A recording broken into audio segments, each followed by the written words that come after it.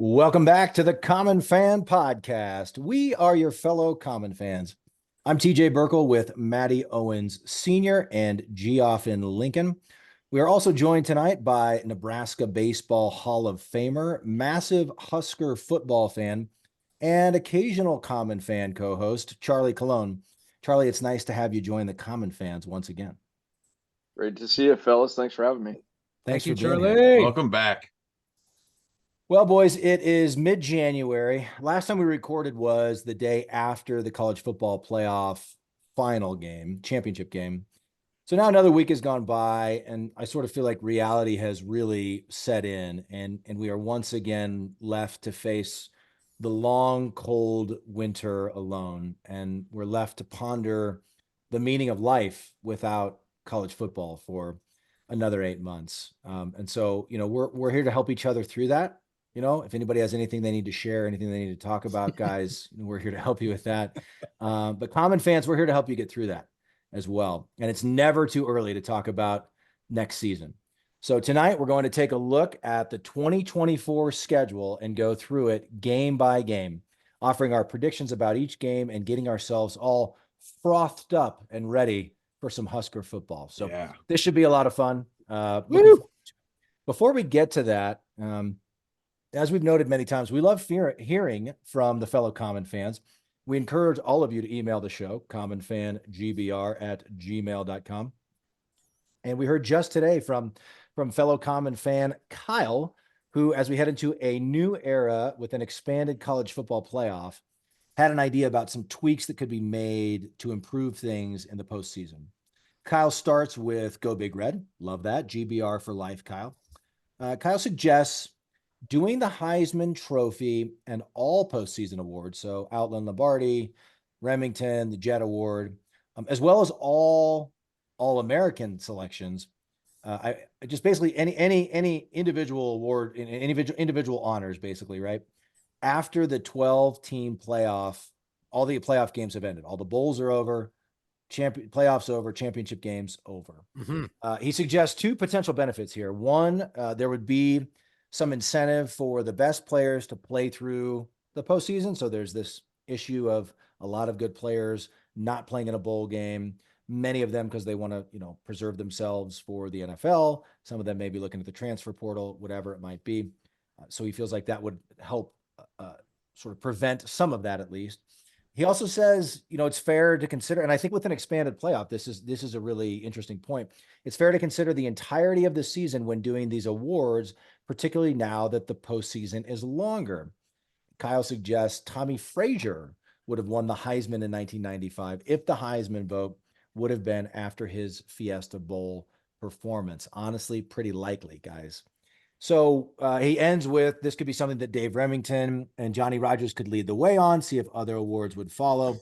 Small change, not suggesting that all players, would prevent all players from opting out, but perhaps it could help. What do you guys think about this? And hey, great email, Kyle. Thanks for contributing. Thanks for writing in. Great discussion topic, especially in mid-December when we don't have any games to watch. What do you guys think about this? I think it's a great idea. Not just the Heisman, but so many guys now with not just going pro, but just maybe hitting the portal, or they're not playing in the playoffs, so they're not gonna play in their bowl game.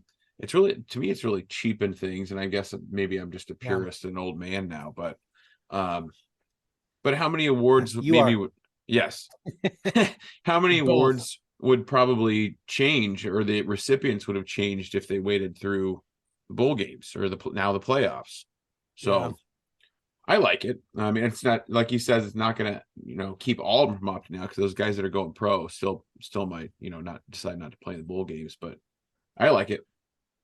I agree with Owens simply because it's from just me being selfish. Like, every bowl game season now, I feel like you're not getting the full product on the field, so to speak.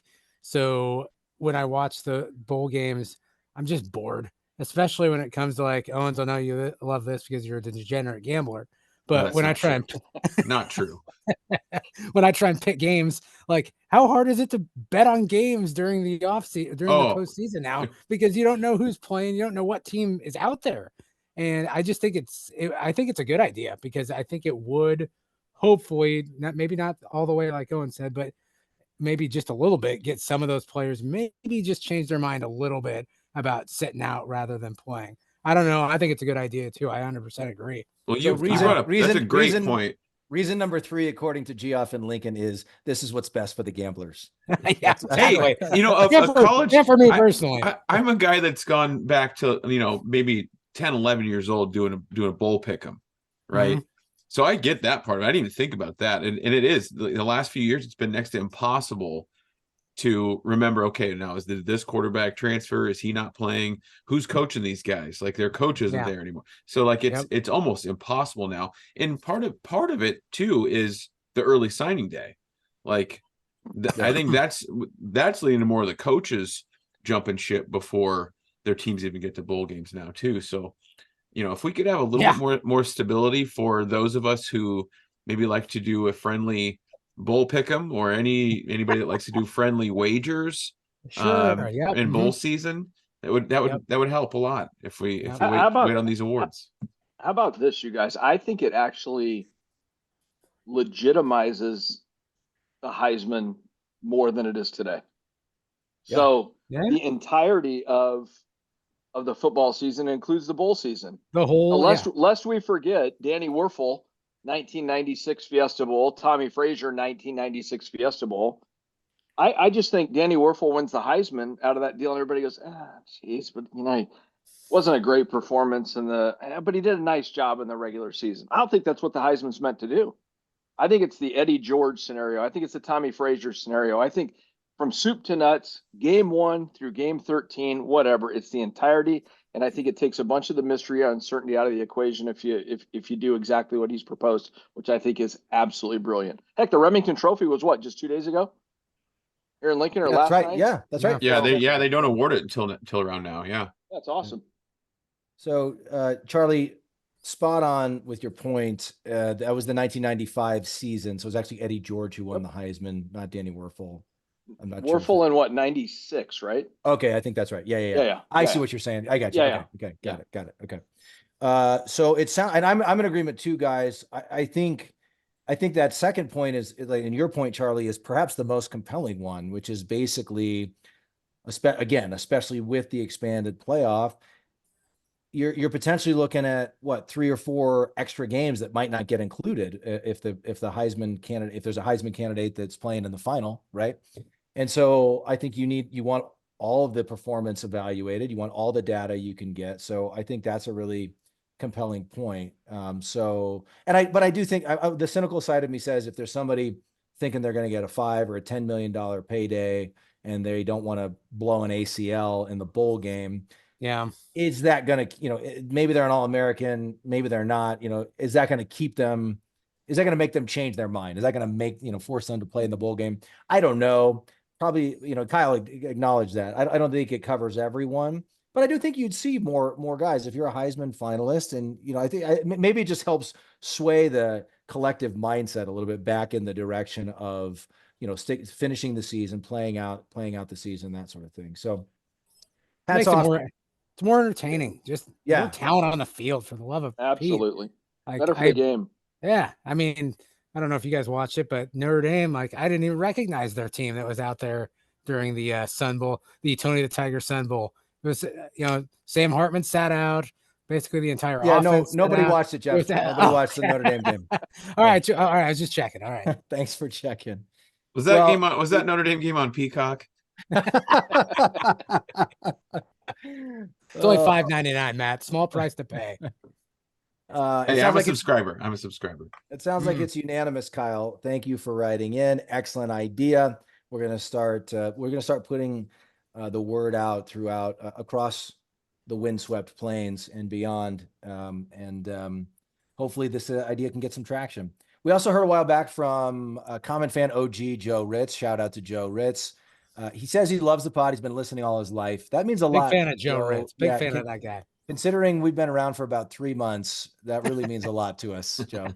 No, we love you. We love Joe Ritz. I mean, he wants to know. He's putting it right out there. If Nebraska plays Notre Dame in the championship game in 2025, Who will Geoff and Lincoln be rooting for? He actually said Whomst, WHOMST. Are you rooting for? Whom? I honestly don't know. Whomst, No, is that a word? Whomst. I have no Whomst. idea. Oops. Whomst. I don't know. So yeah, we'll have to put that down and see if we'll look it up after the show and see if that's a word. Okay. Also, not sure why you said 2025. I mean, I think we're about to do schedule predictions. I think by the end of this, we're all going to talk ourselves into championship game performance or appearance in 2024. So I'm not sure why I'm not sure why he skipped ahead to 2025. Why were you pushing this off here? Why are we pushing this off any further? Yeah. So, but let's hear it, Geoff. At some point, at any point in your life, Nebraska, Notre Dame, for all the marbles, where do you come down? Whomst will it be? First of all, hey, little Irishman. Joe, I know you're going to be listening to this. What the hell is your problem, man? I thought we were pals. You guys. It was a very respectfully worded email. Jeff. Okay. I would be, first of all, if they ever played they've already played each other. Okay. Let's just remember back in the early 2000s, I had to deal with that when we were in high school. I had to deal with all of you guys when Nebraska played Notre Dame. I had to deal with all of that crap back in the day.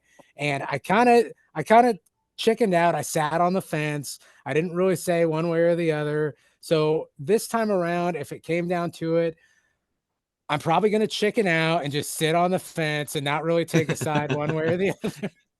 But the way I would look at it is I probably would I would sit in my basement by myself, lights off, probably start smoking again.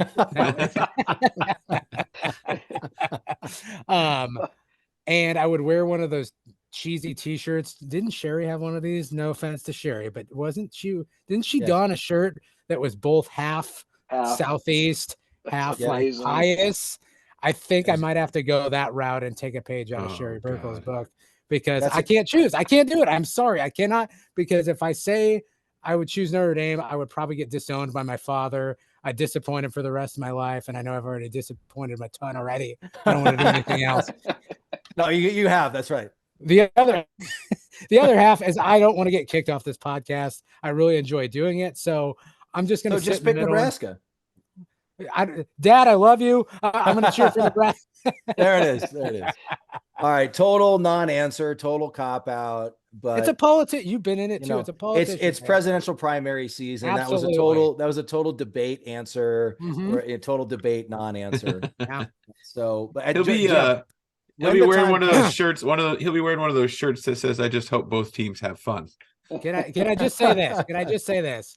If you're looking for any inclination on which way I would sway, I choose Lou Holtz over the double nickel in their rivalry. If that gives you any idea of which way I'm going with this. Owens, you know what I'm talking about. I don't know what the hell you're talking about. You know what I'm talking about. The Peter brothers. Come on.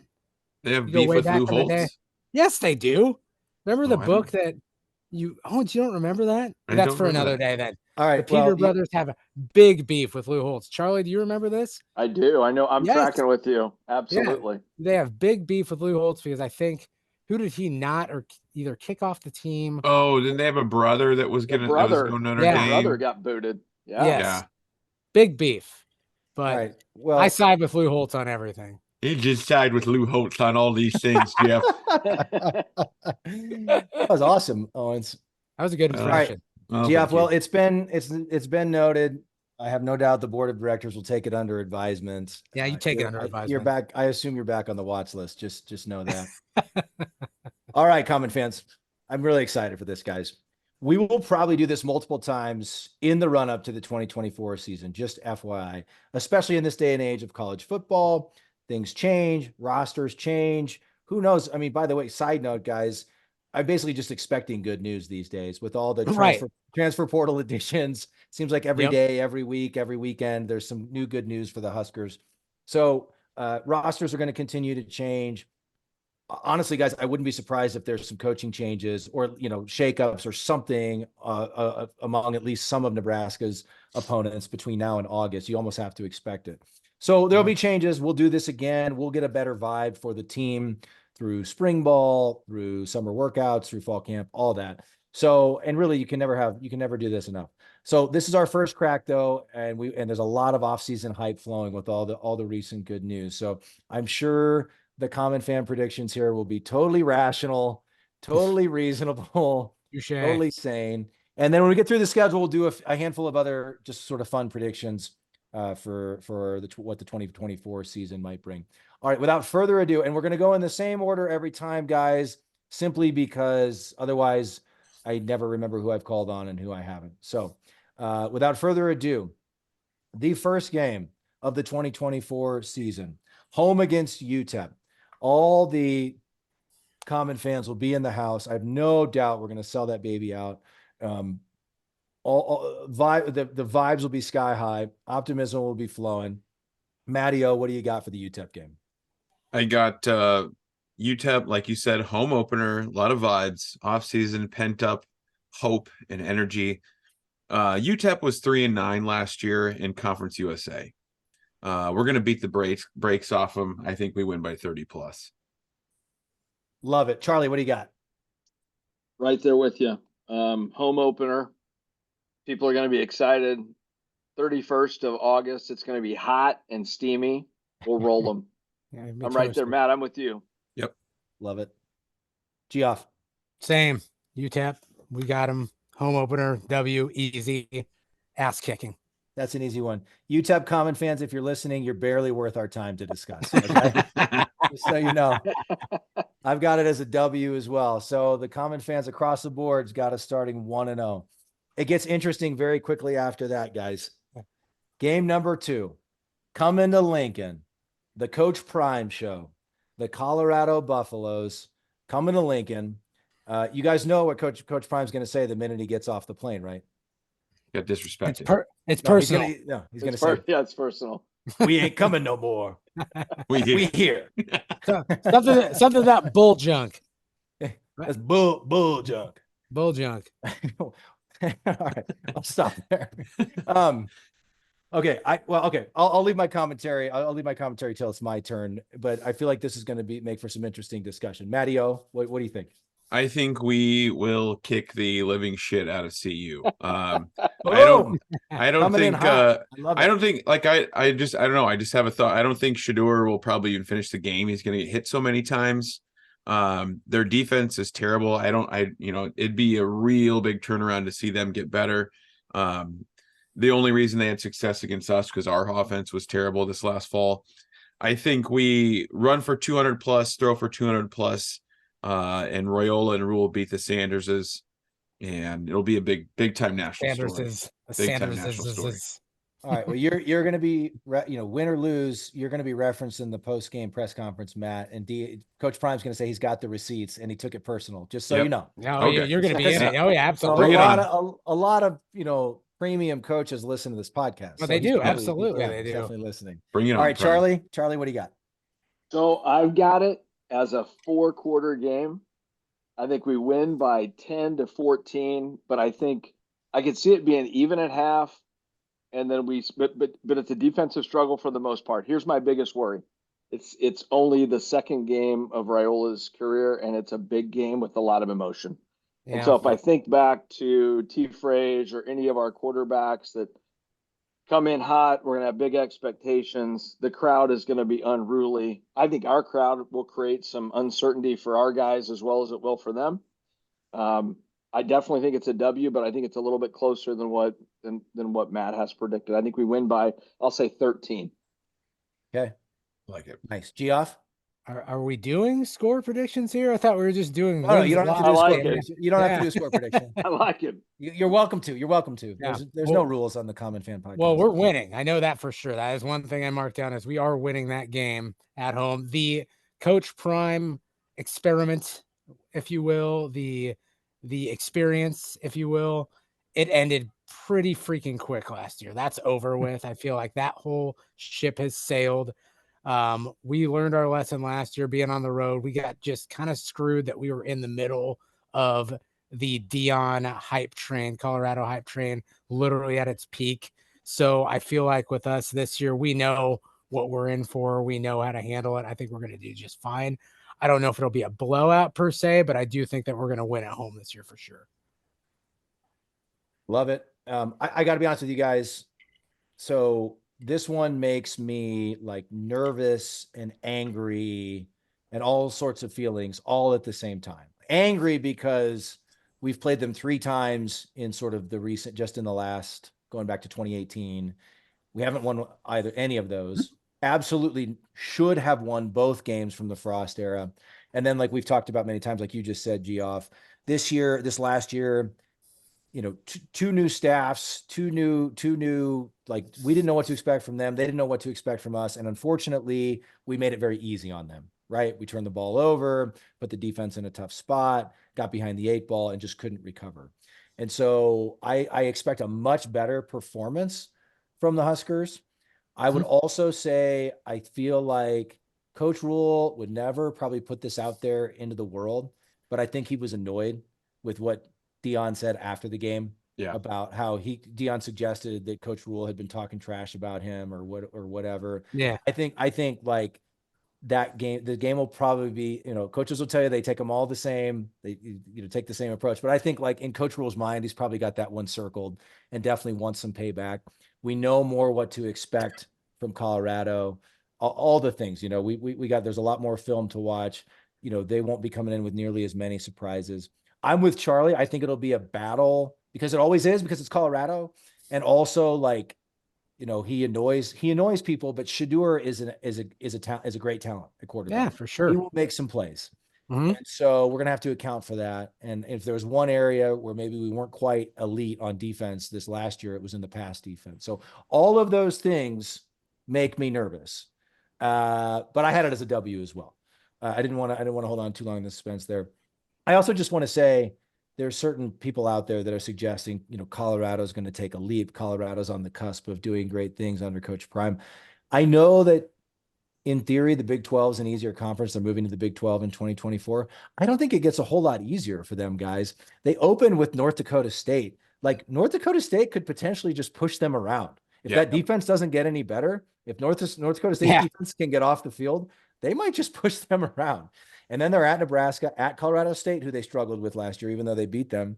They got Arizona, Utah, Oklahoma State, Kansas State, Kansas, who's been good again. So they got, I think it's another, like, not another, but I think 6-7 wins is like a significant accomplishment for that team. I don't think it's going to be much more than that. Yeah. For that Colorado team. Yeah. And that would be, that would be a big leap forward for them. That'd be progress. Exactly. The thing that I love about that CU thing, just as a side note, Teach, I love at the end of the year, I always pay attention to 3 things: coach defections, player defections, and transfers in. And we have won all 3 of those at this point. Oh, for right. sure. We have our crew and that group down there is so locked in. And to a person, you talk to anybody, they talk a lot about momentum, and now they talk about velocity of momentum. So it's different. Like, there's things happening there. There's not people jumping ship. To a person, they will talk about how hard Coach Rule is working.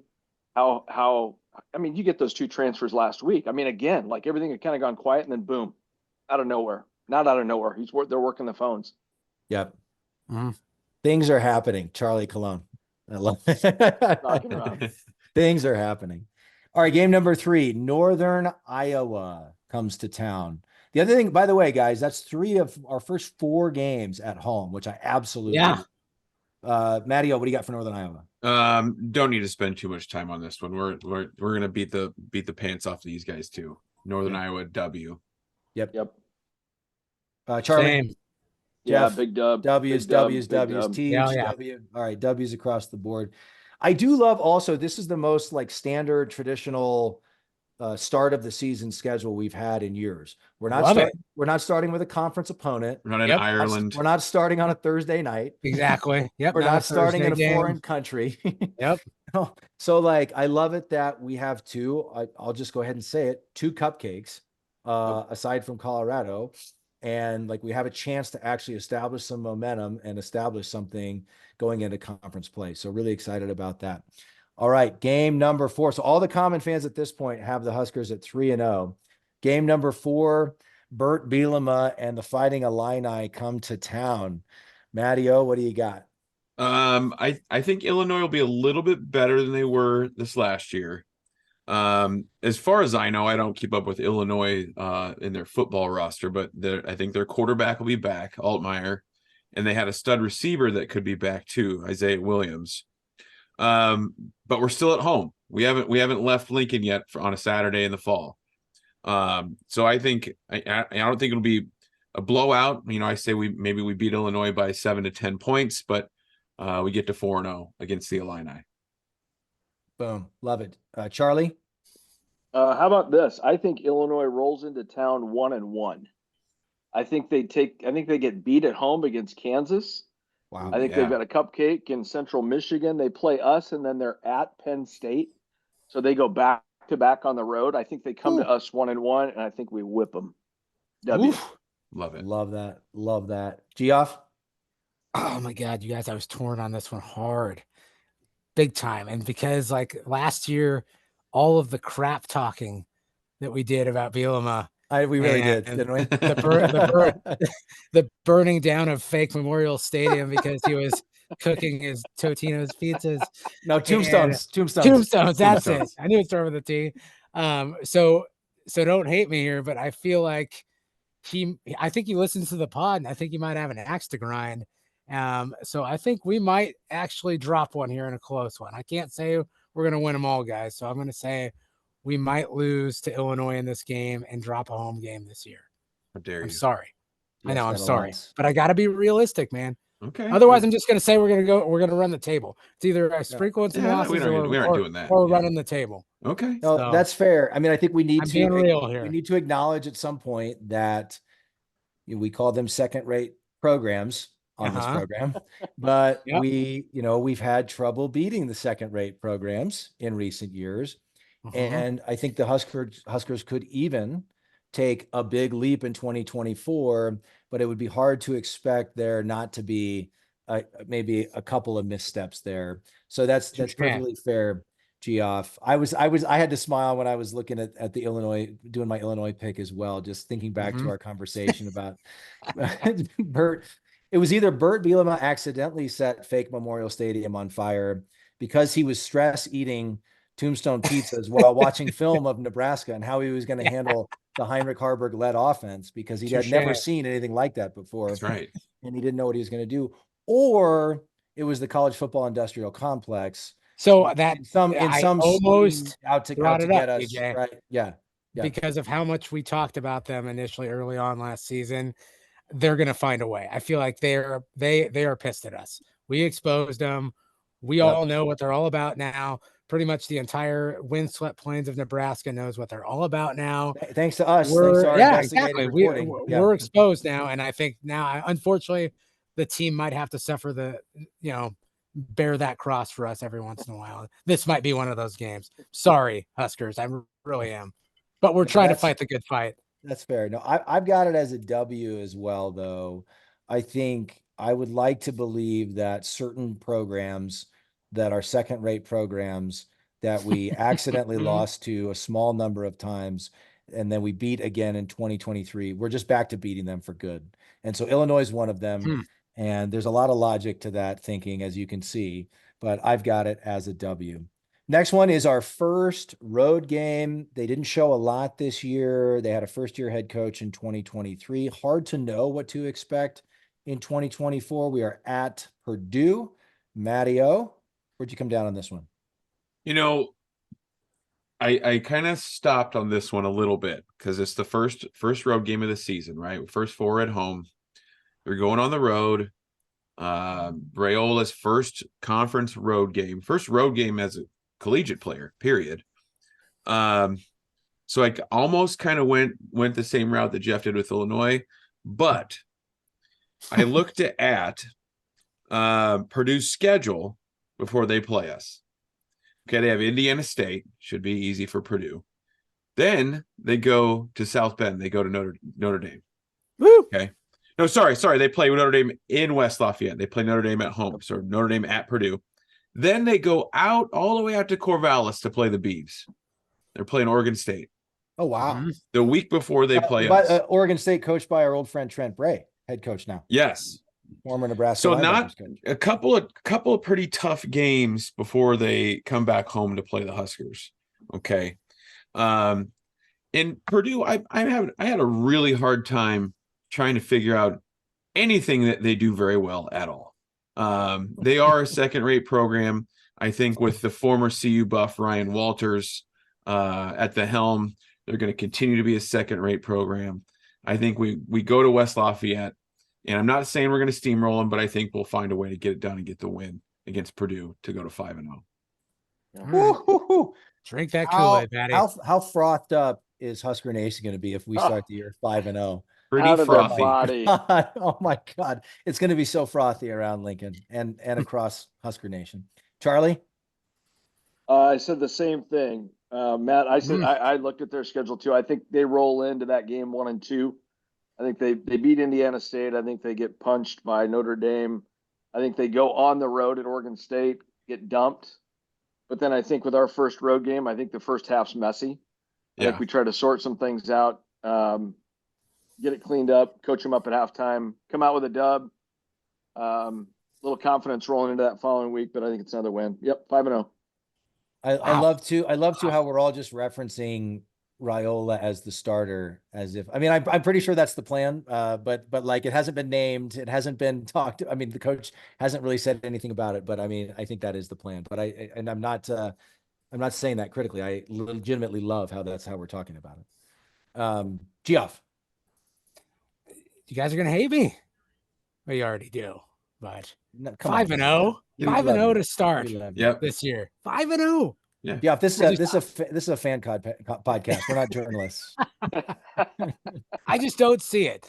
And our first road game, true freshman quarterback at the helm, while he is a 5-star quarterback, if he is the starter, I feel like there are going to be some growing pains.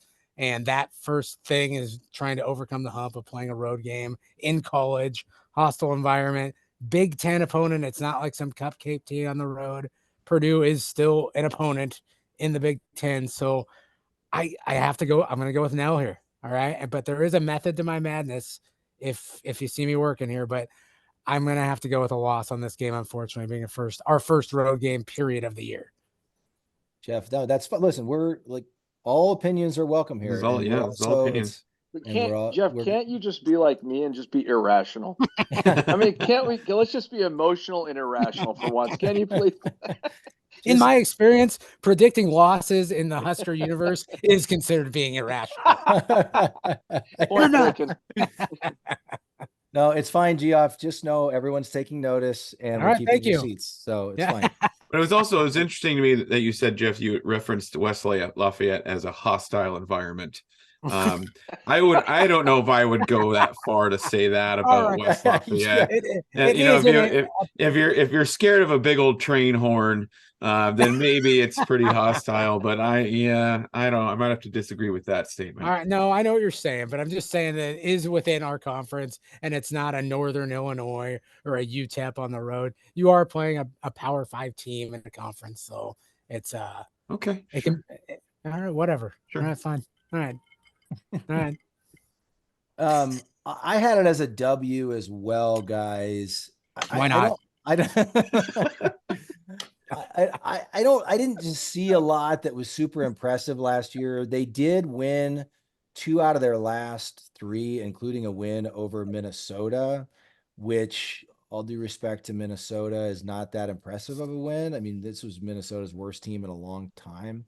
But still, I mean, they kind of put it together and beat a team that's traditionally well coached. And then they beat Indiana, and the year Indiana was a complete and total dumpster fire. So I'm not sure how much you can take from that. But I'm just not sure this, it felt like and admittedly, I didn't pay as close attention to Purdue as I do to other teams. But it didn't feel like one of those year ones of a new coach where you say, they didn't put it all together this year, but you can totally see the pieces going, you can see what they're trying to do or see the pieces in place. I'm just not sure what to expect from them next year. I don't think they're going to be very good. Purdue is also probably the number one on my list as far as second-rate programs that we've lost to that we should never, ever, ever lose to. Ever. Like, there's never an excuse to lose to ever. And even the handful of games that we did lose to them, I mean, other than maybe 2022 when they had a pretty good team and we didn't We still almost beat them because of Trey Palmer. Other than that, every other loss we basically handed to them. And it just absolutely infuriates me. I will never, ever pick us to lose to Purdue. Let me put it that. That's where I'm going with it. Yeah. Love So it. I love that. Charlie, Matt, and TJ have the Huskers starting 5-0. Perfectly rational, makes total sense. Come on, we only won 5 games last year and couldn't make it. But we have 1 game to win last year to get to a bowl. Makes total sense. All of Husker Nation will be so frothy after we start 5-0. It's going to be unbelievable. And next up, I mean, we got two more games that look pretty winnable, guys. I can't wait to see where the common fans are going with this. Next, we come back home. Five out of the first 6 games are at home. Come back home and host Rutgers. Matty O, what do you got for that one?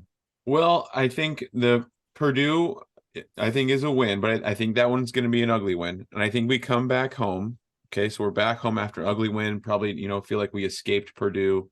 We escaped hostile West Lafayette with a win. And then Rutgers is tough. Okay, Shiano's got him playing pretty good, tough ball. I don't think they're very dynamic on offense at all, but they play tough. They hit hard. They tackle. Shiano's got him chopping wood. But in the end, I think we grind it out and probably get another ugly win to go to 6-0. I absolutely love it. I mean, Geoff is laughing so hard. Charlie, I can't wait till we get to 12. Jeff, I can't you'll wait get your till turn. You'll get your turn, right. Jeff. Charlie. So this is the one on the schedule that scares me the most out of the first 6. They were 7-6 this year. They beat Michigan State. Greg Schiano's a very good football coach, but we are winning to go 6-0. Yes. At home, likely a night game. Love it. Oof, And the more we talk about this, and I was just looking up on my phone, that this team, I think, might remind me a little bit of 2008 with Joe Gans, where the defense is so good, it actually accelerates the offense. Okay. So we got a lot of challenges offensively, right? Potentially new quarterback, still a young, somewhat inexperienced, depending on Ramir, running back. We've got a transfer wide receiver. We're still a little bit soft at wide receiver. Like, there's a lot of things to figure out, but the defense is just going to be friggin' nails. Yeah, for sure. So I'm going dub, night game, frothy, 6-0. So much froth. So much froth. Much froth. Things are happening. Things are happening. Things are happening in Lincoln, people. If we start 6-0, we're going to be in the top 10. Yeah, absolutely. I have no doubt. I don't care who we play. We're in the conversation for the playoff. If we start 6-0. Now you're going back to reality, Jeff. There you go, Jeff. All right, Jeff, what'd you have this one? I chose a W because I think you're coming off two back-to-back losses for you. Yeah, so I got to choose a W, right? But no, for real, like, I'm with you, TJ, when it comes to choosing, like you said, Purdue is a team that you will never, ever pick to beat us. Rutgers is one of those teams that I feel like should not ever beat Nebraska. We first joined this conference and then Rutgers joined. Though that team was so far beneath us and was the laughing stock of the Big Ten, that's one of those games that whenever we play them, I don't care how good they are. In my mind, we need to always beat them. I'm definitely going for a W for the Huskers. I think isn't it homecoming too? Yes. Pretty sure it's a homecoming Rutgers game. is homecoming. Yeah, so we're winning just because of that alone too. It's gonna be a lot of energy in the stadium that day, especially if we're 6-0 like you guys think we're gonna be. So I love that, Geoff. That's such a good point about when Rutgers joined the conference, like Rutgers and Maryland joined the conference a few years after we did. And I remember being excited about joining the Big Ten and thinking, like, we match up historically with a lot of these programs. This is going to be great. Obviously, it's been a little more challenging than that. But I just remember being offended. Like, Rutgers? What? This doesn't make any sense. What the hell are these assholes? So where did these guys come from? Yeah. So I got to be honest, guys. I'll say it up front. I picked it as a loss. This was my moment. There it is. My moment of a little bit of sanity. And the reason I went with Rutgers is because we have beat them twice in recent years. We didn't play them in 2023, right?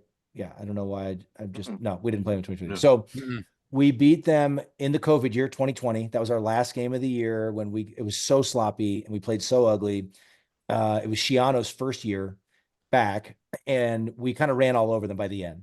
Diedrich Mills and Adrian, and we kind of like ended up like running over them, but we still almost gave the game away because that's what we did for a long time. And then in 2022, during the Mickey Joseph era, that's the one where we were down 13-0 to them at halftime. Yeah. And we came back and won 14-13. Yeah. And it was a battle. So it was like a slugfest. And that 2022 team had all sorts of problems. Frost got fired mid-year, and there were just all kinds of issues there. It was like hanging on for survival there. So I'm not sure how much you can take from that. But like Shiano can coach, and that team, like, he may not have the best players, but he has instilled an attitude and a culture of toughness and physicality on that team. Yeah. And I've been impressed when we've played them, to be honest. Not like, again, like they're not going to blow the doors off of Ohio State or anything like that, but that's just a tough team, and he's a good coach. So again, I still in my heart of hearts want to believe that we beat them in a home game, potentially night game, Charlie. But I just, like, if we're being honest with ourselves, to your point, Jeff, even if things improve drastically in 2024, it's probably too much to assume that there's not a slip up somewhere. Maybe multiple slip ups, right? Where we feel like it could be let's say it's a home game and we are 5-0. That's exactly the time where Husker Nation, gets all excited and we lose a game we're not supposed to in recent years. Yeah. So I don't want it to happen. I would love to be wrong on this, but I felt like I had to add a dose of realism there. So I had that one as a loss. Good for you, TJ. I'm glad that you were contrite there. Way to come down. Oh, good for you. Happy for you. Yeah, thanks, Jeff. I'm not contrite. I just take off the blinders. Just wake up every once in a while. All right. All right. Matty O and Charlie both have us at 6-0 at this point in the season. I've got us at 5. I've got us at 5-1. Geoff has us at 4-2, and that brings us to going to Indiana. Matthew. Going to Indiana after a bye week. My guess, probably a much needed bye week. So 6 weeks in, guys probably need a rest. Guys are probably a little banged up. But we go to Bloomington. Now, we frequently discuss second-rate programs on this podcast. We don't often talk about third-rate programs. Indiana is dog shit. They are terrible. If you want to talk about who we should never lose to, Indiana should also be. It's 1A, 1B. Add them to the list. Add them to the Indiana. list. Indiana might be 1A. Purdue 1B. We should never lose to Indiana. Now, having said that, I do think there will be, just similar to the Purdue, probably a little bit of a scare, a little bit of a hiccup, but we pull away in the end. Another ugly win to get to 7-0. We're starting 7-0. Yes. 7-0 for the first time since 2016. We'll probably be in the top 5. It's going to be unbelievable. Charlie, what do you got? So I got this. Go ahead, Charlie. Asterisk game because Indiana finished up well last year.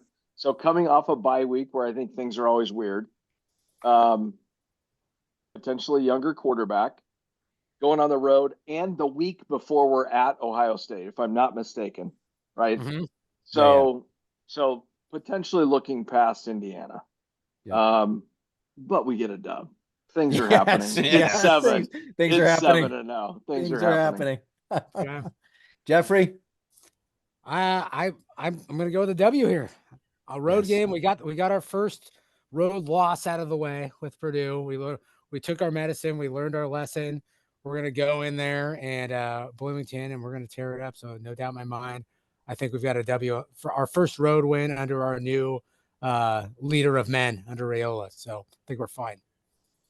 I love it. I have it as a W as well. Indiana is an absolute garbage, 5th-rate poverty program. Dumpster fire that they fired head cheerleader Tom Allen at the end of last year, and they hired. Did you see this guy they brought in? That he had the weirdest press conference to kick things off. He's just like nobody's ever heard of him, and he's talking about how great they're going to be. It's just weird. Like, just stick to basketball. Yeah. Go like stick to basketball. We all loved Hoosiers. Yeah, exactly. We'd be fine with Indiana being great at Run basketball. the picket fence at him. All Run the right. picket Shut up fence and run the at picket him. fence at him. We don't give a shit. But that's just a garbage program. They're never going to amount to anything, and we're going to destroy them. We're going to blow the doors off them every time we play them. So I, needless to say, I've got that as a W. Yes. Yes. Hell yes. Okay. At Ohio State, not just playing against the Ohio State, but at the Horseshoe, boys. Mattio and Charlie probably got this as a win. Matt, what do you This got? is Oh, no, gee whiz. not so fast, my friend. This is the wake up call. I don't know about top 5T, but we're probably right on the cusp of top 10, if not in the top 10. It's maybe big noon kickoff. It's maybe college game day. The Huskers are 7-0. Ohio State's probably undefeated, but this is the wake up call. We can go to C-Bus, and I'd say probably get beat by 10-14. Hopefully not more than that. But the Buckeyes, listen, the Buckeyes are every year a freaking NFL factory, right? Like I saw they got their running back, Travion Henderson, back somehow. The guy feels like he's been there forever. And I know they'll have a couple of new stud receivers because they have those all the time now. And they just got the Howard kid, the quarterback from Kansas State. So he's not going there to just mess around. He's going to be quarterback at Ohio State, and they're going to be looking to have a real successful year and probably get to the CFP. So that's I got us for our first loss. So after Columbus, we're 7-1. Still playoff bound though, right? Because we lose to Ohio State. You're still in the conversation. Well, still in the conversation. Still in the conversation. Absolutely. A lot of football left to play here. That's right. Everything we want to accomplish is still out in front of us at that point. Charlie? So Ohio State will have had a bye week before they play us, which is never good. But Howard is the reason we win. No, I'm kidding. I think he's a nice quarterback, but I don't think he's what they've had. I do think we lose on the road to this team solely because they just have so many dudes. And I think at some point in time in the Big Ten, you go on the road and you play a good team. Sometimes you just get beat by a really good team. But I do have this one as a loss. Roll in there. I think it's tight. I think it's a field goal or two or a touchdown, but I think we play them well. I think there's still hope. But I think unfortunately, we come up short. So that's our first L. Geoff? I said we got our first road loss out of the way with Purdue, and that's where I'm leaving it. We're not losing this game. You want to know why? Whoa. Yeah, we're not losing this game. You want to know why? Because Ryan Day is rattled, my friends. Michigan is taking over. All right. They've taken over. All right. And he's on the hot seat now. A lot of people think that Ryan Day might need to go. And I feel like he's going to be looking to try and prove himself this year. He's going to try too hard.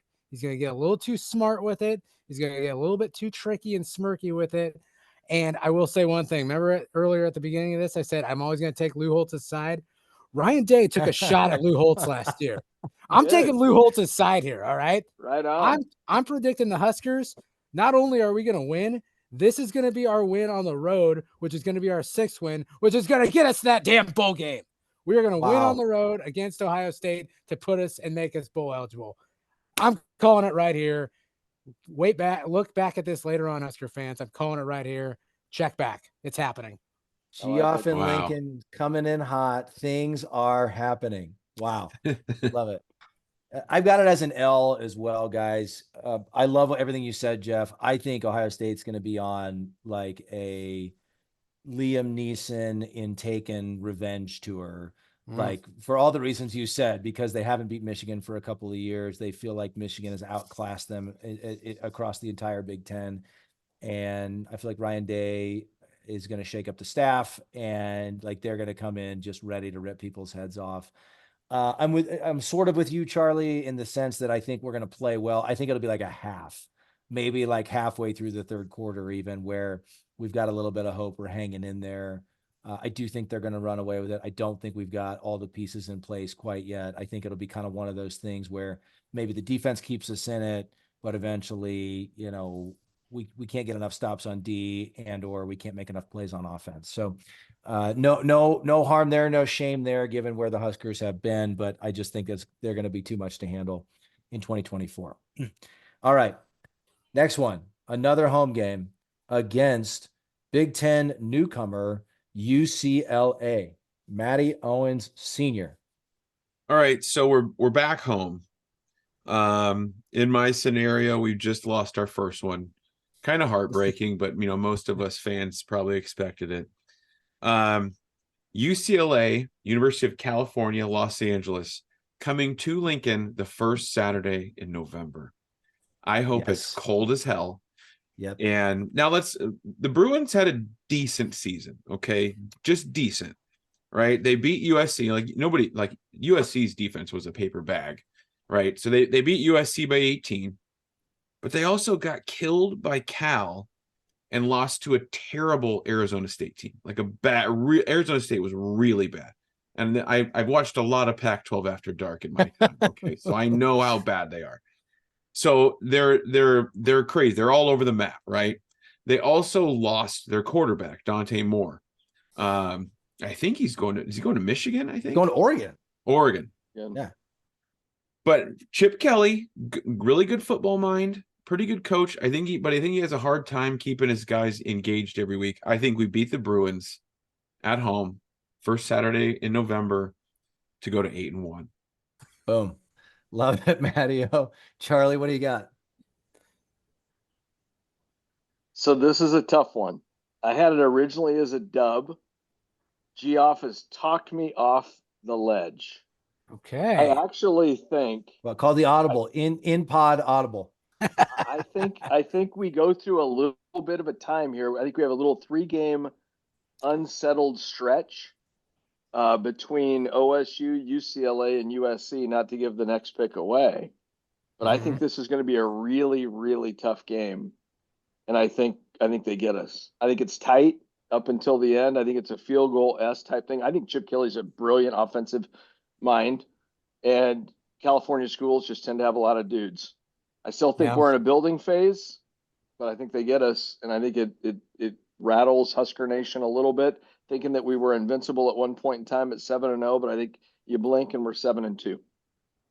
Back down to reality. Perfectly fair assessment. Jeff, you probably appreciate that. What do you got? I do appreciate that. But in my scenario, we just came off a huge win, a win that is program changing. So we're riding high.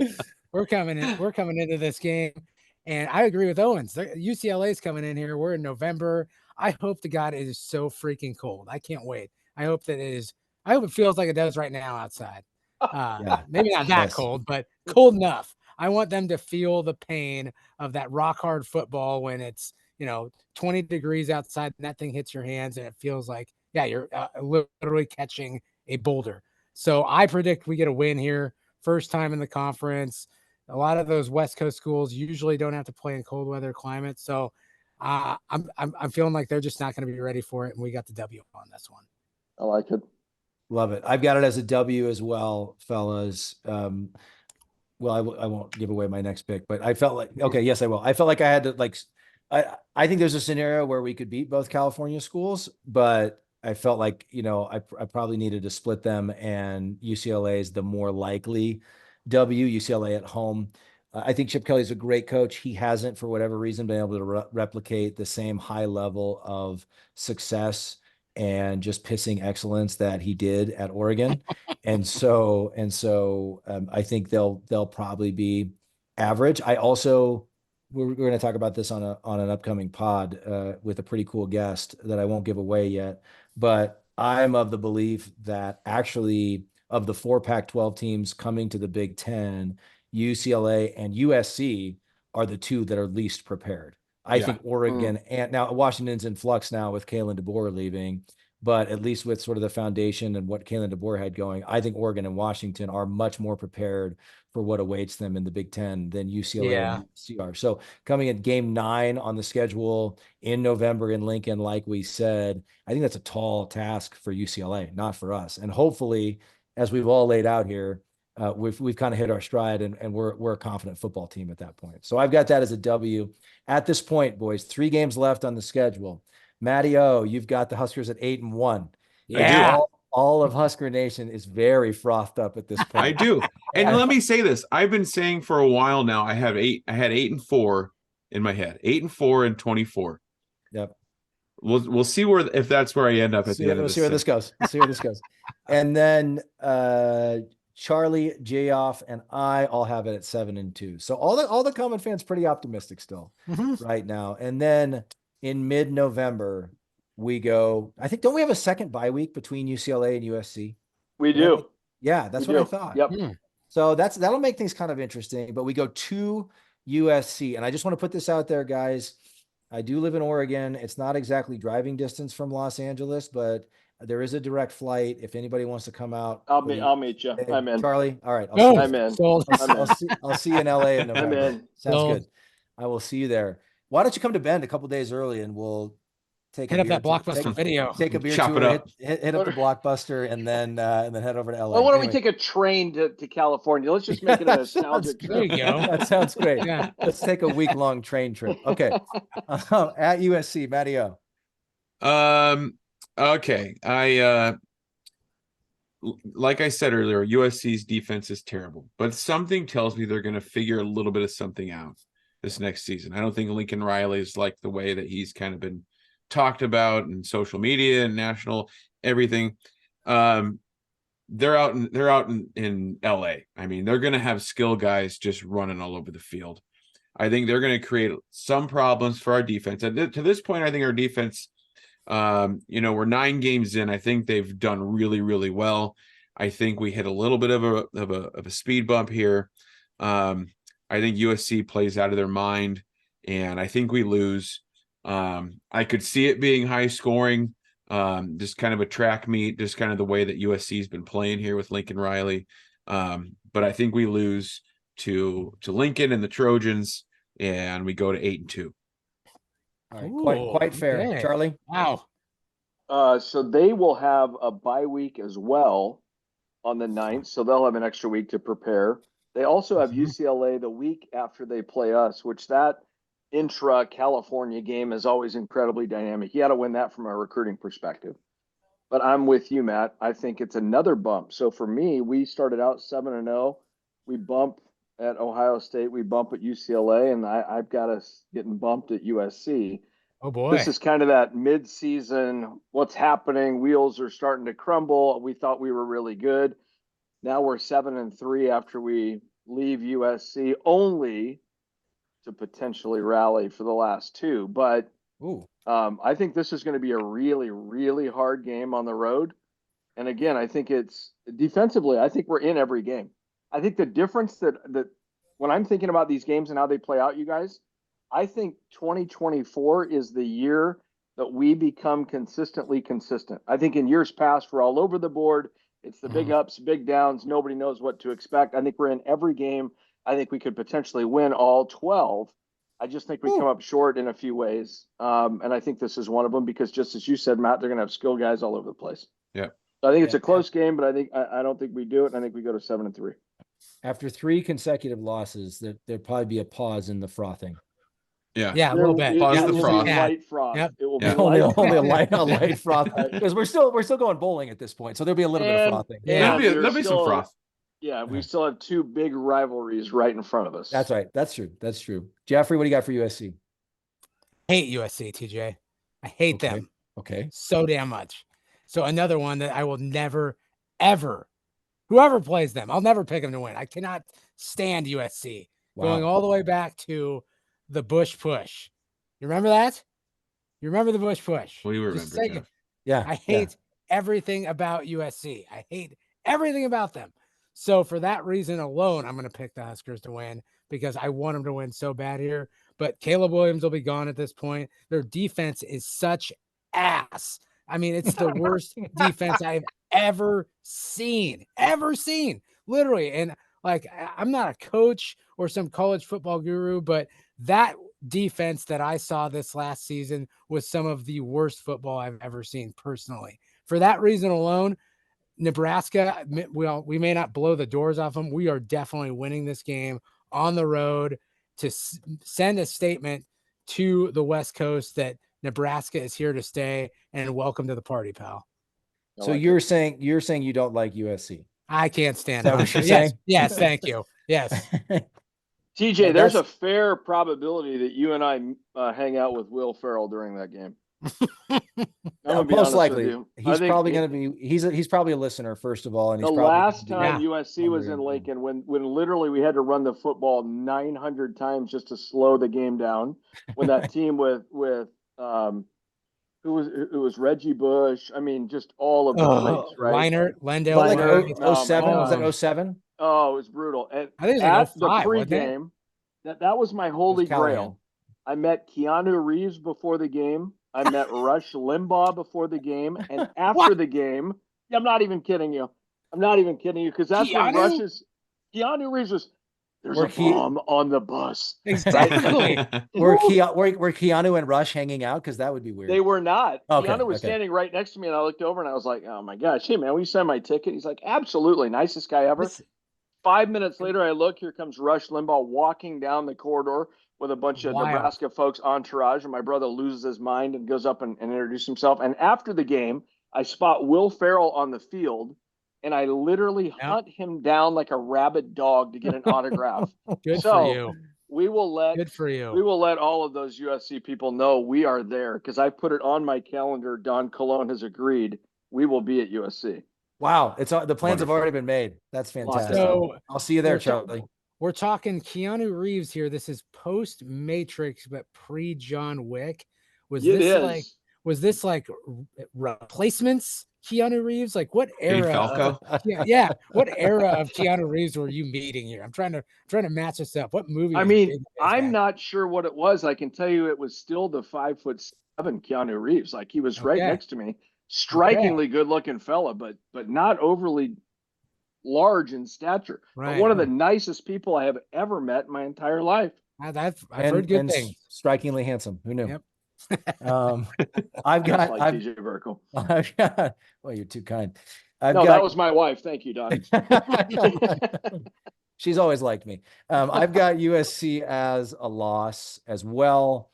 GF, I'm with you. Like, I think there is a scenario here where like maybe their defense doesn't get a whole lot better and then like things get really interesting. But I kind of agree with you, Matt. I think that Lincoln Riley, I don't think they're going to like come in and shock the Big Ten or run away with the Big Ten or anything like that. But I do think they'll get some things figured out. They'll probably tighten it up on D to some extent. They're going to have a ton of playmakers because they always do. I think we're going to have a hard time stopping them. So I've got that as a loss. 2 games left. Matt, TJ, and Geoff all have the Huskers at 8-2. Charlie, you've got them at 7-3. We end the year with Wisconsin at home and at Iowa. Matty O, what do you got for that Wisconsin game? All right. So these last two, the Badgers and the Hawkeyes. Hello, old friends. Hello, old friend. I think we make enough plays against Wisconsin, and I feel like an idiot saying this out loud because we just have not done well at all against Wisconsin. I think we make enough plays and win a close one against a Badgers team that we should have beat this last season. Okay. I love that. I don't know who they're going to have at quarterback. Mordecai's gone. He was like a million years old. But I think we make some plays, win a close one. It's probably another cold November game in Lincoln. But I think we get it done against Fickle and the Badgers. Wow, I love that. I like it. Charlie, what do you got? No, Matt, you and I were at the game in Wisconsin. That was ours this year. Yeah. We make such tremendous adjustments at 7-3. And we beat the Badgers about 77-6. Oh. I think we absolutely.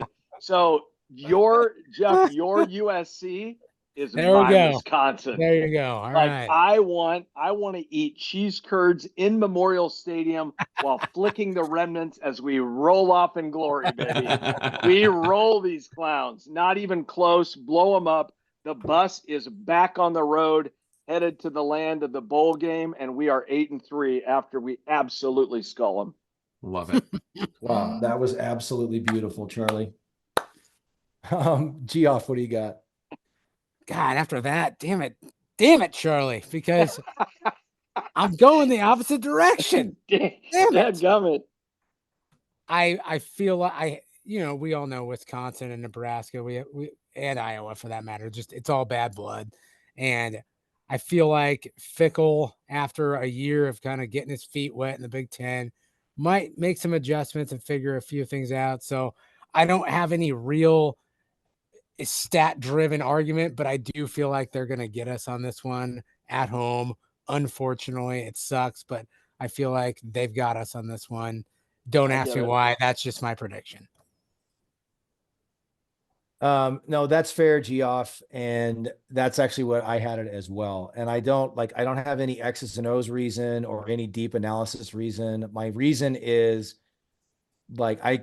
this one feels like one I can't pick as a win until we go out and beat them. Yeah. We got beaten by them. We got blown out by them when we came to the Big Ten in 2011. And then we beat them in a close one in Lincoln in 2012 during the regular season. And so at that point, we're 1-1 against Wisconsin.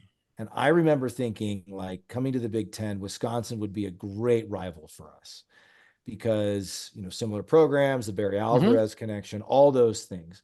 Yep. And after those first 2 years, I thought we're going to have so many great games with these guys year in and year out. It's going to be a battle. At that point, Iowa was an afterthought. Like Wisconsin was going to be the rival while we all chased Michigan and Ohio State, right? Yeah. And we have not beat them since, guys. Yeah. So we got destroyed by them later in 2012 in the Big Ten championship game. And we've gotten blown out by them since. We've had some heartbreaking losses to them since, but we have not beat them since. And so I just can't, I've got it as a loss simply because I don't think we can pick that as a win until we beat them. Right. Right. Yeah. So that's where I am. And we're down to Iowa. Matty O. We are down to Iowa. For those keeping track at home, I've got us at 9-2. I absolutely hate this. I hate that I'm thinking this way. But this is our rival. We're on the road. It's Black Friday. Disgusting, stupid Iowa makes some disgusting, stupid Iowa plays in this stupid football game. They play good defense, and they beat us again in another close one. Probably take the lead late in the game on some bullshit punt block for a touchdown where it leaks out of one of our guys' hands, and some guy runs it back like 40 yards. Matt, you're better than this. Makes me absolutely sick. But that's kind of like TJ. You said I can't pick Wisconsin to beat us until, I can't pick us to beat Wisconsin until we actually go out and do it. I don't know. For some reason, I just think that's the same thing for Iowa. We gotta beat them. I feel like the game, the Trey Palmer game was just kind of a flash in the pan. Kind of a fluke. We had a freak athlete who's now doing fairly well in the NFL. Those times are coming. We're at least gonna trade blows every other year with those guys. I think that time's coming, or even just dominate them. But it's been a slow roll here getting to that place. So for those keeping track at home, again, that puts me at the Huskers at 9-3, which is still fantastic. Which is still a fantastic year. I can't believe that I just heard you say those words, Matty. I'm not even critical of the pick. Like everything you said made sense. You of all people, I thought would pick us to beat Iowa, and so. But I appreciate the. I hate them. Emotional and intellectual honesty that you just displayed. Well, thank you. I will say that too, Matt. Kudos to you for being honest, but also kudos. No, actually, no kudos to you for just making this depressing as hell. That was the Hey. most depressing. I had a minute of 7-0. talk We were there I've 7-0. ever heard. I had us like Exactly. 8-1. We're flying high. Where did things go wrong? We limped to the Good finish Lord. line. We limped to the finish line a little bit. Oh, All Yeah. right. All right. Charlie, what do you got? Iowa is only a close second to Wisconsin for me. I loathe these people on so many fronts. Coach Ferentz has been an amazing person on a number of other occasions when we have catered for them, business aside. Iowa in 2024 is going to roll in at 4-7. Mark my words. Mark it down. I've done the homework. They're going to roll in at 4-7 to play us. We're going to beat them like your little brother got beat in Nerf hoops back in 1996. Like, we are going to drill these guys. yes. We're back on the road to bowl freedom, and we are 9-3, rolling out of there on Black Friday, having just maxed out our American Express and heading out of Iowa City. Woo! I love it. Love it. Love it. 9-3, Wow. Matt, for the record, brother. I am right there with you. I love it.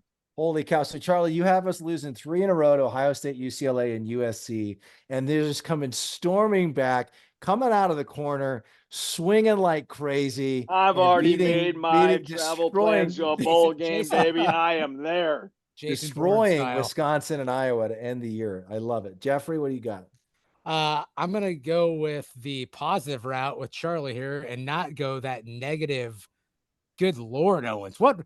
Come on, man. Change your pick. You had us Change losing it at back. home to Illinois, the 4th game of the season, and then to the hostile Purdue. You kidding me? Just change it. Make me feel better. I'm going with Charlie on this one. We win. And the first reason, first of all, is that I went to the Iowa game with Owens this year. TJ, you were there.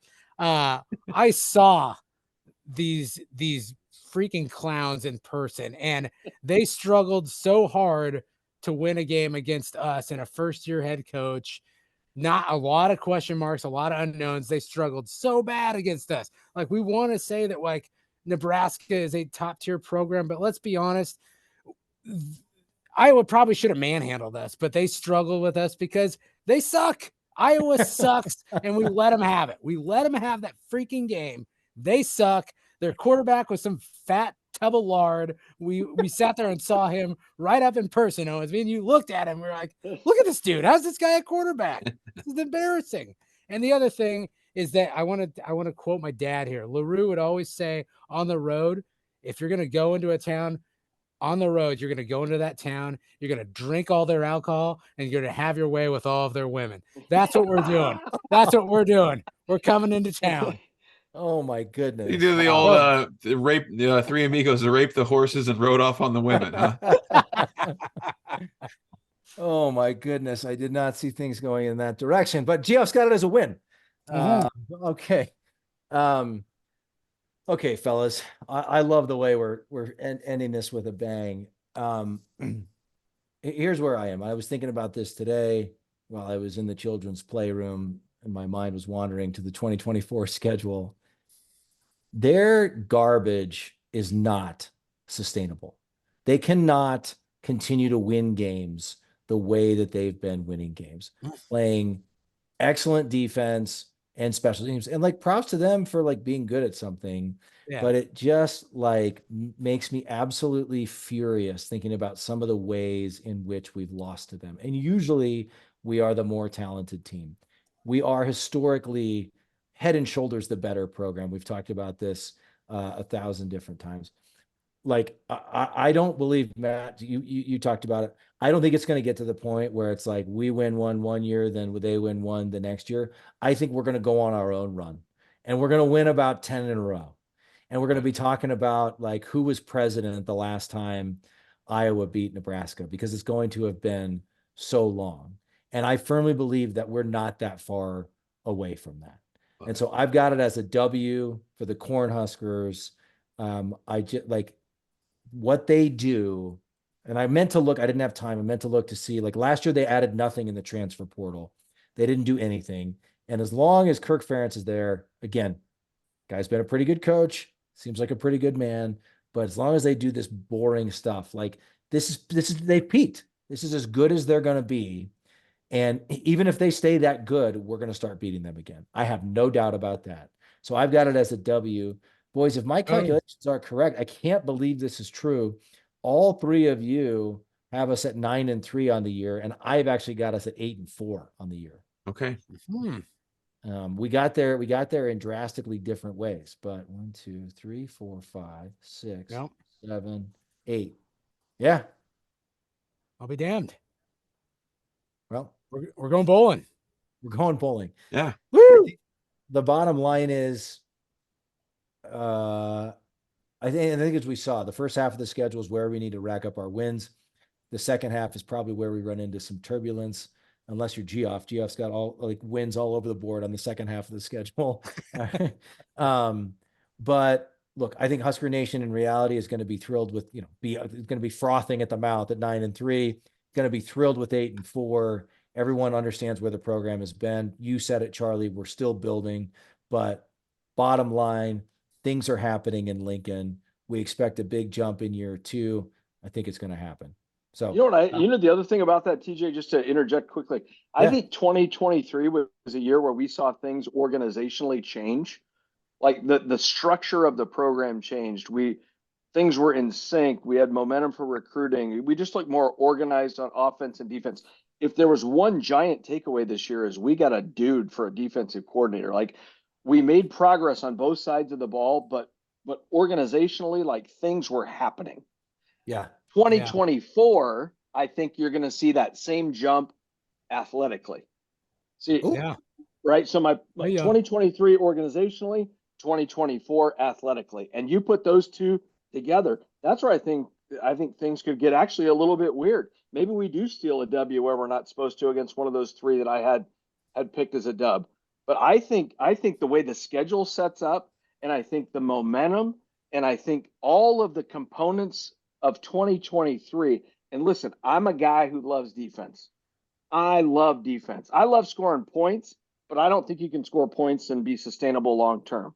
Yep. But I think you can be in a lot of games defensively and cause a lot of problems and create, for the first time, where somebody says, well, who is Nebraska football? We're a defensive school that just happens to play offense. I think that's what ends up happening in 2024. Love it. Charlie, this is a family-friendly program. So what I'm not going to do right now is read some of the text messages you were sending me during our 0-4 stretch to end the 2023 season, which were both inappropriate and also basically made it seem like the sky was falling. I was ready to fall on a knife. Yeah, definitely. But I'm glad to see you're back to where, one of these, something goes differently. A couple things go differently. We're 10-2, 11-1, and in a 12-team playoff in the Big Ten Conference, we're in the playoff conversation suddenly. Yeah, so you're back. Amen. You're back. Amen. Welcome back. Things are happening, TJ. Things are happening. Things are happening. Damn you, Charlie, with your rational thoughts. Damn you. This has been an absolute riot, guys. We're going to end really quickly with a handful more predictions, just because we thought it'd be kind of fun. And we go back to our first episode of 2024. It's time to believe in Nebraska football again. We just gave you more reasons why going through the schedule. So this is not an if, it's just a matter of where. What bowl game do the Huskers end up in? Matty-O. Love this. I got us in the Cheez-Its Citrus Bowl in Orlando. Oh, baby. Against Missouri, no less. I think it's at least this year it was a Big Ten SEC. It was Tennessee. I don't know if you guys saw who played in it this year's. Actually, Iowa played in that game. Yeah, actually, I don't know. I don't know if anybody knows they didn't score a point in that game. They didn't score a point. They lost 35-0 to Tennessee, which I enjoyed thoroughly. But also, I love Cheez-Its. I love Cheez-Its and all iterations of Cheez-Its. Cheez-Its are my delicious, favorite man. Cheez-Its. My favorite Cheez-Its are the hot and spicy Cheez-Its. They're hard to find. Yes. If you see them at your local grocer, grab a box. And I could go through a whole box in one sitting. Get your hands on some. But also, I just think it'd be really fun to play Missouri too. I started looking at like, oh, who could we play in the SEC? Missouri had a pretty good year. Maybe they'll be in the Cheez-It Citrus Bowl. And by the way, we are in possession of the Missouri-Nebraska victory bell. We've had it since we beat them the last time we played them in 2010. I did a little Wikipedia on this. Apparently, Mizzou manufactured, commissioned a fake bell to be permanently displayed on campus. What the hell is No that? way. So typical. What the hell is that? So true to form. So I would Yeah. love it if we'd play That's Mizzou. If it's not in the Citrus Bowl, maybe at some point, because we think we need to flaunt that we still have the actual bell. Love that. Cheez-It Citrus Yeah, Bowl, screw that Orlando. BS. Love that. Charlie, what do you love got? I think we're in one of two bowls next year. One, as you might assume, gentlemen, I could definitely see us in I believe Chick-fil-A sponsors the Peach Bowl. And I think that would be Boom. delightful to be there. I swear to you, we'll just all go. Yeah, I And was we'll do a gonna say, what are podcast from down there, sponsored Yep, by okay. Chick-fil-A. Yes. I mean, I've We're- got yeah, Charlie, we're things will be holding you to that. happening. I've got ideas, TJ. We're I've got we are ideas. holding you to that. Absolutely. We will either be there or we will be at the VRBO Fiesta Bowl, because of all the nostalgia, it seems like we played in that one and the Orange Bowl and a variety of others, but we're back in 2024 and we will anchor to one of those two. Wow, I can't wait for you to send the jet to pick us up I know. and head to the Peace Bowl. Let's Yeah. make things happen, people. Yeah. Things are happening. Geoff, where are you? That changes my answer completely. Now I'm rooting for that Chick-fil-A bowl, for the love of God. The only Honey, I will not be home on New Year's. I'm not available on New Year's. I'm sorry. And I'll be gone 3 days before and 2 days after as well. I'll be podcasting. we're not making any money off of this either. It's all on us.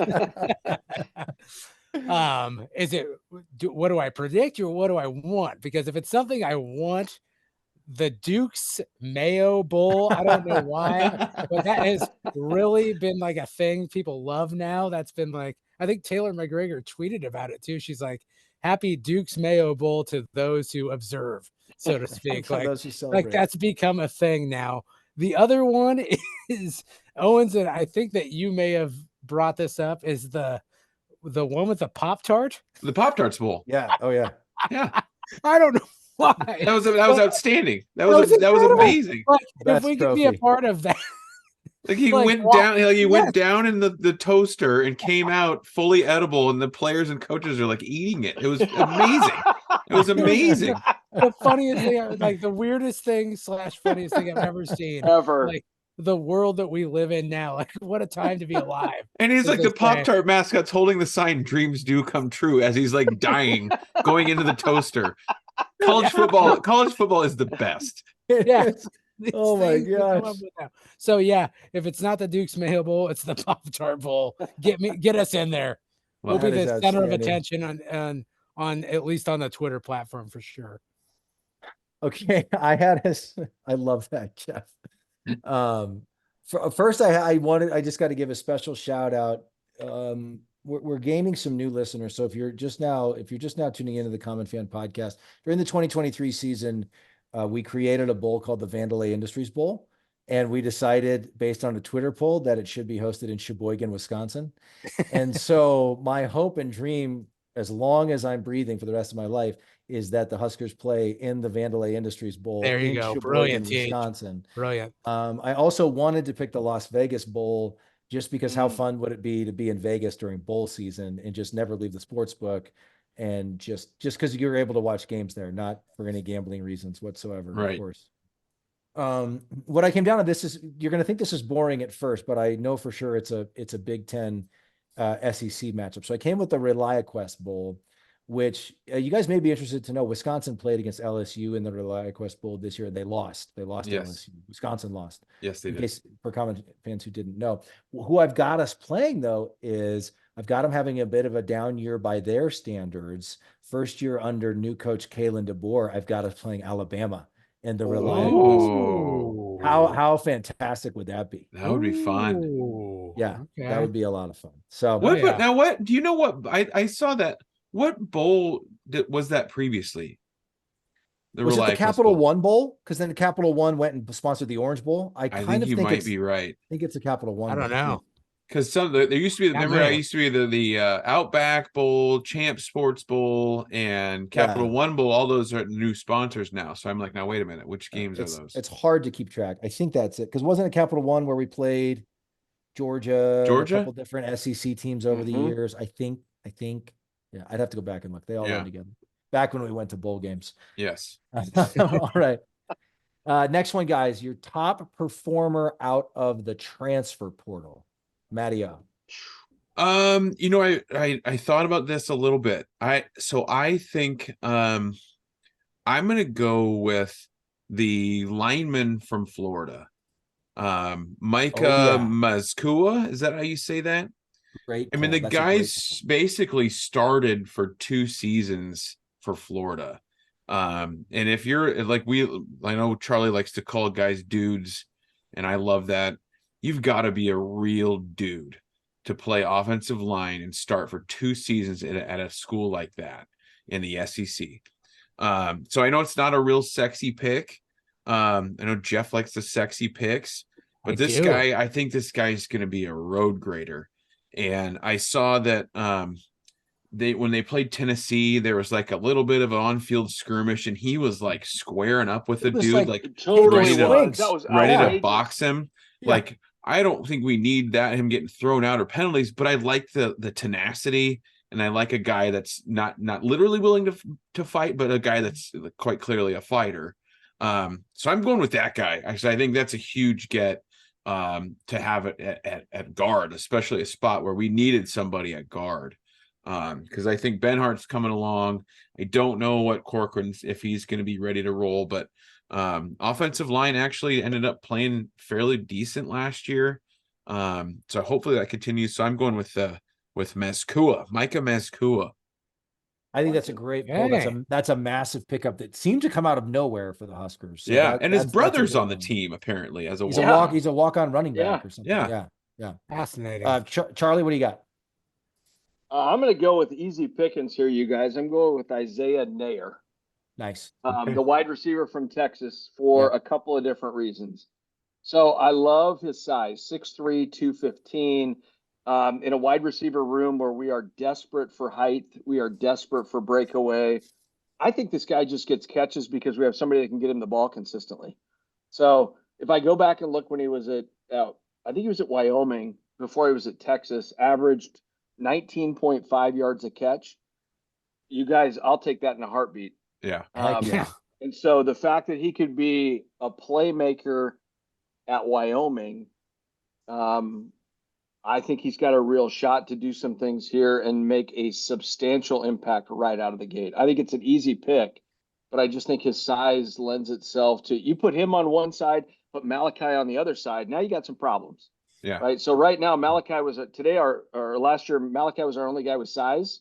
Now you get somebody else with size, and he's seasoned, and he's been at Wyoming and at Texas. This is not his first rodeo. So I like him. There you go. Beauty. Geoff, what do you got? I'm kind of going the same route as Charlie here.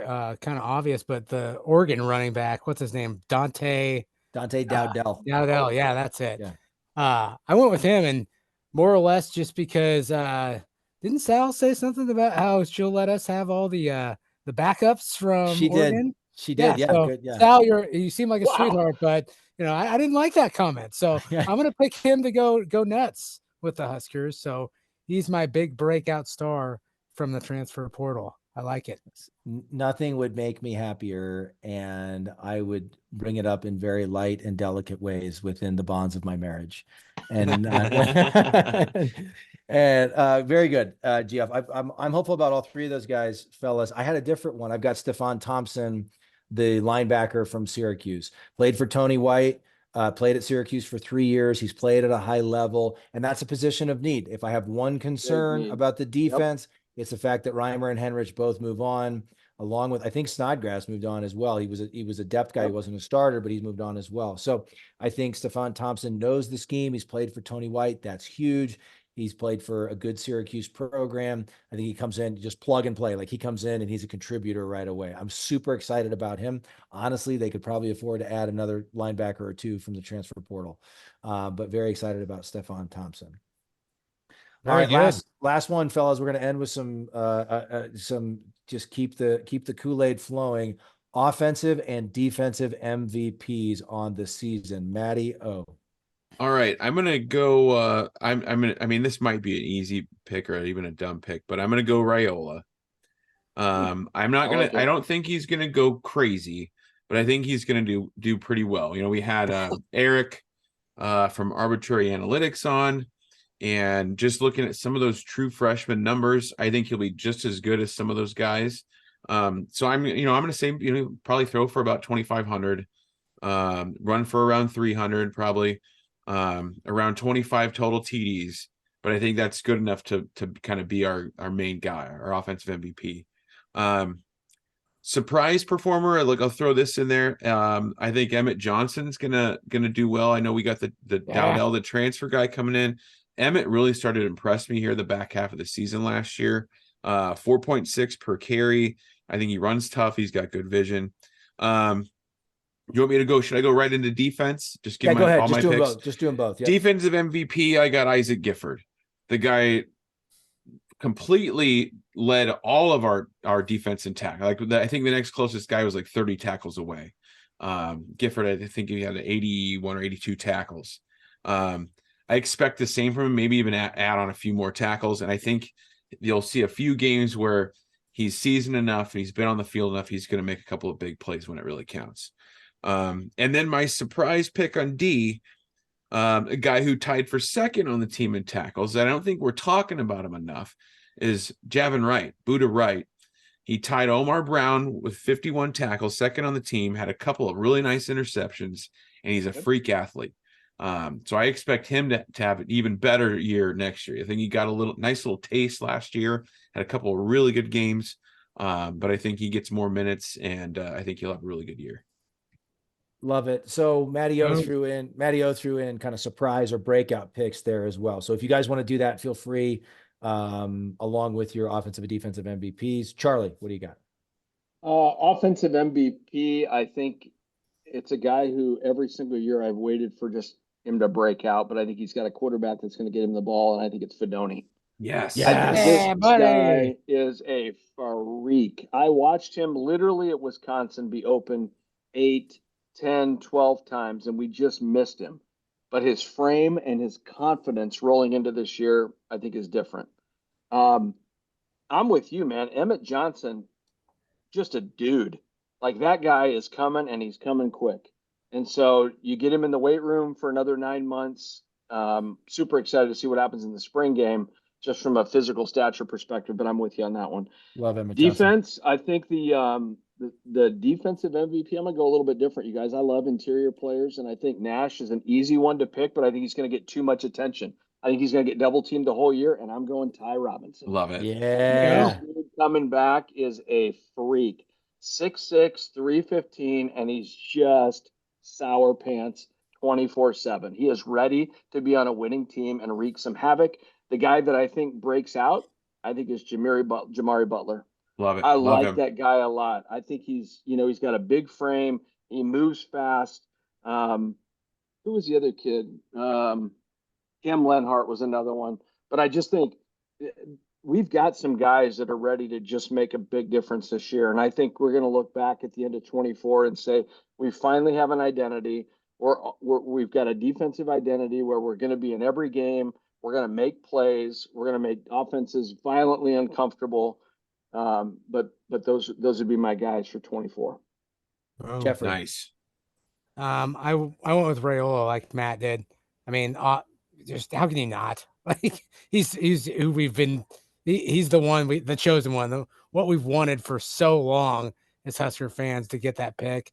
And if we're going to start him right off the bat, he has to be our game changer. He has to be our breakout player. So I'm going with him right off the bat. Defense wise, Charlie, I was with you. I was kind of torn between Ty and Nash, but after watching his wrestling videos, it made it more apparent than ever. I have to go with the polar bear here. Yes. They might be on him, but that dude's pinning dudes left and right off of the football field. So I've got him as my standout MVP for 2024. Like it. Love it. Love that, Geoff. So on my offensive MVP, I went a little bit. This might surprise you guys. I felt like Raiola was kind of the obvious, easy, lazy answer, so I didn't go with that one. And just kidding, I love you guys. What is The your hell, man? problem? God. But I went with Jalen Lloyd. Hey, Like it. there you go. I feel like he was a big time producer as a true freshman this year. The speed is legit. And I think he's going to get to your point, Charlie, about Fedoni. I think he's going to have someone who can get him the ball more consistently. He's going to continue to be a big play, take the top off the defense kind of guy. And my defensive MVP, I cheated and I went with both of them, Nash and Ty Robinson together.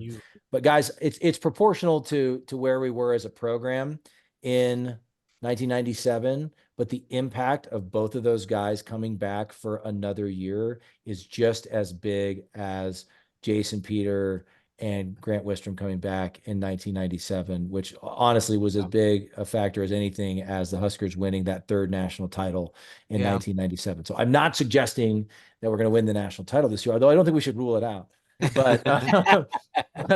But I think like the impact of both of those guys coming back for one more season, Coach Rule's year 2, all these other positive things going on, I do think that's just as big for this program with where we are as a program. So that might mean 8-4, 9-3, but they're going to be a big reason why. So I'm super excited about that. I did a couple of breakout players as well. I went like a little bit younger guys. So you guys mentioned some guys who are already kind of producers.